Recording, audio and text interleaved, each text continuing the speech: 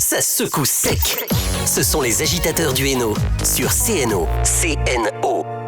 Nous venons de voir Don Thaler au Watson, l'interview de Serge. Et maintenant, on va voir Big Days. Big Days, même chose, un groupe de Français qui ont du coffre, puisque quand vous regardez le chanteur, on s'aperçoit quand même que c'est un costaud. Je me rappelle du groupe, c'était Rosedale, qui était un groupe très très bien aussi. On regarde ça tout de suite. On les regarde tout de suite. Messieurs, bonsoir. Salut. Nous sommes avec le groupe Big Days. Alors Big Days, c'est quoi? Big Days. Big Days. C'est pas grave. Pourquoi Days? Alors Days. C'est important. Non, c'est pas important, mais c'est le nom du groupe. Alors Days, pourquoi? Parce qu'on a formé le groupe en 96. La femme d'un des musiciens a trouvé le nom, elle a dit la contraction de mon nom à moi de famille qui est Fernandez, et Big parce que je suis grand, costaud, et que dans le blues il y a des Big Bill Bronzy, Big Daddy, Big Days, voilà. Voilà, c'est tout. Mais c'est pas nous qui avons, ni moi, ni personne qui a trouvé le nom, c'était la femme d'un des musiciens qui est plus dans le groupe. Voilà. Alors, toi, t'es le chanteur, charismatique, apparemment, t'es même le chef, apparemment. Moi je dis pas ça. C'est-à-dire que t'es le plus costaud, quoi. Ouais, alors on sait pas, il faut essayer pour ça. Ça veut rien dire, hein. Je vais vous laisser vous présenter, voilà. Comme ça, ce sera beaucoup plus simple. Ouais. Marco, je joue de l'harmonica depuis le début du groupe. Voilà. Donc l'harmoniciste. Et Lamine Guerfi, je suis bassiste, donc dans la formation Big Days, effectivement, depuis 96. Depuis 96. Voilà. Donc c'est une 16. 96, voilà. C'est une très vieille formation quand même. Merci, ça fait plaisir. Tu bois un verre? Moi j'ai le droit, j'ai des cheveux blancs. Toi t'en as pas. Je les coupe pour pas qu'on les voit. Ouais, ça commence à dater, ouais. Alors comment vous définiriez votre style de musique? Marco, allez. Gros mix. Voilà. Blues, rock. Blues rock. Ouais. Un mélange. Un gros mélange. Musique, black music, on va dire. C'est du blues. Ouais, mais avec tout ce que ça peut comporter aussi, du funk, de la soul. Il y a tout ça, il y a un mélange, un gros mélange. Ouais. Alors, vous êtes combien en tout sur scène? Alors, là ce soir, on est en formation avec la section de cuivre, donc on est 9, mais principalement on est 6, 2 guitares, basse batterie, clavier et harmonica. C'est ça la formation de base du groupe. On peut aussi jouer moins, on peut jouer ça en Marco, on peut jouer à 4, une guitare, basse batterie, mais généralement c'est 6. Et là, on va jouer des morceaux qui sont sur les albums où il y a la section de cuivre. Donc ça va être plus cuivré, voilà, c'est le cas de le dire. Des albums, vous en avez fait déjà pas mal? Ouais, 10. Oui, c'est déjà pas mal. Et vous avez une reconnaissance aussi au niveau du public, puisque vous avez représenté la France à des festivals de blues. Oui, on joue en international, on nous a déjà fait jouer, on a représenté la France à Memphis, ça commence à dater, en 2011. Memphis, c'est dans quel département? Dans le 66. Ah non, oui, c'est bien ce qui me semblait aussi. L'International Blues Challenge. Mais même au-delà de ça, là on revient du Québec. Cet été, on est allé jouer à côté de Québec, la ville, entre Montréal et Québec. On va où on nous demande maintenant avec l'ouverture avec Internet, il n'y a plus vraiment de frontières. Hein. Des groupes, tu écoutes des groupes indiens, japonais, tu vois. Oui, puisque avec Internet, on arrive à copier un petit peu tout partout et puis on voit ce qu'il y a de bien et ce qu'il y a de pas bien. Exactement. Voilà. Donc ce sont les meilleurs qui restent. Ça, je sais pas. Apparemment. Non, après, les meilleurs, on peut. C'est pas dans ce style de musique, il n'y a pas vraiment, tu vois, de haut, de bas. C'est de durer, quoi, de rester et puis de faire ce qu'il te plaît. C'est le blues. Il y a beaucoup d'interprétations en blues. Il n'y a pas que du blues rock. Il y a aussi du blues, un peu plus cool, etc. Ouais. Du vrai blues du sud. Ouais. Et puis il y a le blues du nord, donc Chicago. Et le blues du nord, du Nord-Pas-de-Calais aussi. Nord-Pas-de-Calais aussi. Ce soir, par exemple. Vous êtes d'où au fait? Alors les deux à côté de moi, ils sont algériens. Algériens, ça se voit, oui. Mais c'est vrai en plus. Ils ont passeport vert, passeport vert. Lui, il est né en Algérie, et lui aussi, il est né en Algérie. Moi, je suis né à Paris, moi. Voilà. Et vous habitez toujours en Algérie, non? Alors, non, moi, j'habite en région parisienne, mais effectivement, je suis d'origine algérienne. Donc voilà. Donc j'ai connu Philippe en 96, j'avais 24 ans. Voilà. Voilà. Donc l'aventure continue depuis. Voilà. Alors, le groupe, il existe donc depuis 96, on a compris. Ouais. Est-ce que vous en vivez de votre musique? On essaye, ouais, on essaye. Difficile. C'est pas, quand tu fais ce style, il y a des hauts et des bas, mais tu fais ce qui te plaît. Donc c'est le plus important, je pense. si tu joues une musique que t'aimes, qui est ta musique, et que tu te forces pas à prendre un répertoire pour juste aller faire un cacheton, tu vas vraiment, quand tu as envie de jouer et que tu joues ta musique, que les gens t'applaudissent, c'est quand même, y a rien de mieux. Quoi. Voilà. Vos références au niveau du blues et puis du rock, en fin de compte, vous en avez pas, ou alors c'est votre propre musique hein? Alors maintenant, on défend depuis longtemps nos compos, nos albums, tout ça, mais bien sûr, on a des influences. On n'est pas né dans les années 20 ou 30, donc on est obligé d'avoir eu des influences qu'on a entendues. Mais ce qui est intéressant à dire, après je leur passe le micro, c'est qu'en fait, chacun, là, par exemple, Lamine, il a ramené des influences de musique qui venaient de chez lui, du rail, funk et tout ça. Marco, qui était très rock anglais quand on l'a connu.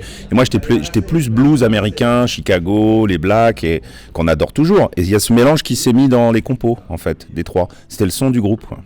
C'est vrai que par rapport au rail, il y a une corrélation entre le rail et non, le la corrélation, on va la trouver surtout dans la rythmique, dans le déhanchement, dans la rythmique, dans la façon de aussi.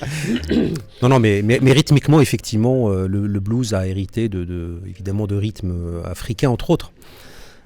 Voilà, donc c'est l'Afrique. Le blues, c'est toujours quelque chose aussi qui est très syncopé, donc voilà. ça peut s'adapter à beaucoup de styles de musique. Exactement. À la fois sur la partie rythmique, effectivement syncopée, donc l'origine, on va dire Afrique, on va dire du blues. Mais il y a aussi l'origine, on va dire, pentatonique et harmonique finalement du blues, qui vient aussi quelque part d'ailleurs, hein, parce que c'est pas la gamme diatonique que l'on connaît dans la musique classique ou dans les musiques, on va dire, allemandes ou voilà, européennes. Par exemple, ce soir, t'as Little Bob, qui est comme une légende en France, qui est très rock, qui est quelqu'un qui a toujours fait du rock, mais son groupe s'appelle Little Bob and the Blues Bastard, et il fait un peu plus de blues. Il arrive sur un moment de sa carrière où il a envie de faire ça. Le Bill, c'est ça, qui joue là en ce moment. Bill, oui. Ouais. Bah, lui, c'est très roots, très tout seul, ouais. très voilà. Et nous, c'est plus cuivré, plus rhythm and blues ce soir, plus funk. Sur certains morceaux, hein, il y a du rock'n'roll aussi, tout ça. Mais finalement, tout c'est le fil conducteur et tout tourne autour de cette musique.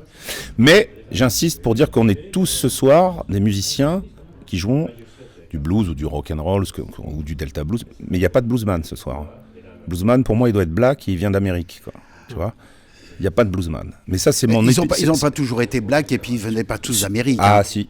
Ah, alors, ça, pour moi, ça, c'est mon opinion. Pour être bluesman, on ne peut pas se dire je vais bluesman français. Moi, je retire ce truc. Je ne me fais pas de copains quand je dis ça. Mais moi, je le pense vraiment. Pour être bluesman, il faut être né aux États-Unis, être américain et afro-américain. C'est mon point de vue. Alors, après, on va demander au rocker alors ce qu'il en pense. Non, mais ce que je veux dire, tu peux dire. On peut dire qu'on joue du blues. Oui. Moi, je joue du blues depuis 25 ans et j'en gagne même ma vie. Mais je ne suis pas un bluesman. Tu vois, Ah, ça a coupé ? Non. Pardon. Et voilà, c'est juste pour lancer un débat qui est... oui, c'est un gros débat, c'est vrai que... Souvent, on nous pose, les bluesman en France, souvent on nous dit nos bluesman français, machin, moi je fais stop. Voilà, et je pense que tu vois, dans le groupe, il y a un copain qui est là, Ron Baker, il est afro-américain, il est de là-bas, je pense qu'il serait d'accord avec moi. Oui, bien sûr. Tu lui poses la question, lui il dira pas sûrement oui, mais je pense qu'il sera d'accord, on peut lui poser la question. Mais les bluesman ne sont pas tous noirs et puis ils viennent pas tous des États-Unis malheureusement. Bah, c'est ton point de vue. Moi je suis pas d'accord avec toi. Mais voilà. Moi un guitariste de flamenco, un vrai flamenco, il vient d'Andalousie. Il peut avoir un guitariste de flamenco d'Amsterdam, mais il jouera du flamenco. Tu vois ce que je veux dire ? Il sera pas. Pour moi, il faut rendre un peu à César ce qu'il y a à César. Déjà, quand on leur a taxé leur musique pendant des années, on a fait de l'argent, les blancs, hein, je parle pas moi, mais tu vois, tous les... Même s'il y en a qui ont rendu hommage, hein, autant les Stones que Led Zepp, tu vois, Elvis, quoi, c'est le premier exemple. Elvis, il s'est fait des millions de dollars en reprenant des chansons de Black, quoi. C'était le premier bluesman qui est le premier bluesman très connu. Bah, lui, au fond de lui, il était fan de cette musique. Il allait dans les clubs et tout ça, mais après, il s'est fait des millions de dollars parce qu'il avait une phase de craie, hein. Il faut le reconnaître. Hein. Il était bien blanc. Eh oui. Mais bon, c'est pas grave. Mais voilà, c'était parenthèse fermée. Par rapport au rock, alors puisque toi t'es rocker, ouais. Donc de devenir du rock au blues, ça fait comment ? Ah bah ça se fait naturellement. Oui, puisque en même temps. Ah bah déjà l'harmonica, déjà c'est un instrument blues. Hein, c'est d'ailleurs les Blacks qui ont inventé le truc. C'est un instrument de gamin à l'origine, hein, pour éduquer l'oreille. Et en fait, eux, ils en ont fait un instrument complètement complet. Et en altérant les notes et tout, ils en ont fait un instrument à part entière, quoi. Parce que ça coûte pas cher, on met dans la poche, on peut voyager.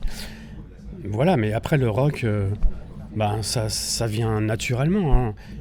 Le rythme un petit peu plus élevé. Un peu plus élevé, oui. Et puis voilà, quoi. C'est, mais les tonalités et la façon de jouer, on reste toujours sur les mêmes bases. Hein.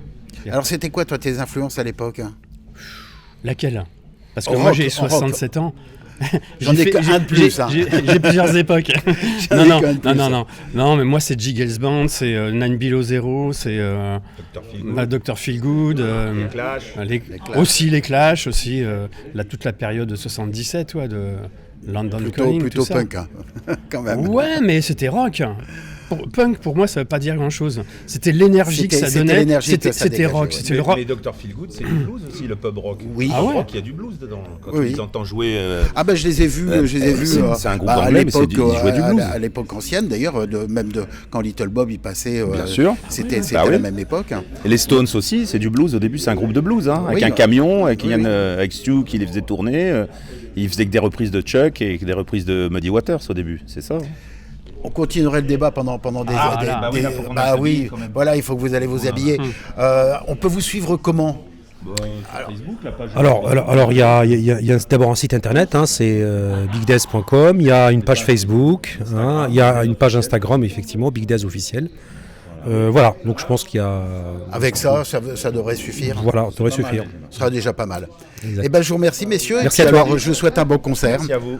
Merci beaucoup. Merci beaucoup. C'est la fin de l'émission. Les agitateurs du Hainaut, vous avez la possibilité de nous retrouver sur Facebook Live et YouTube Live. Retour du Réveil en Rire, présenté par Patrick jusque 13h sur CNO. Ça secoue sec. Ce sont les agitateurs du Hainaut sur CNO. CNO.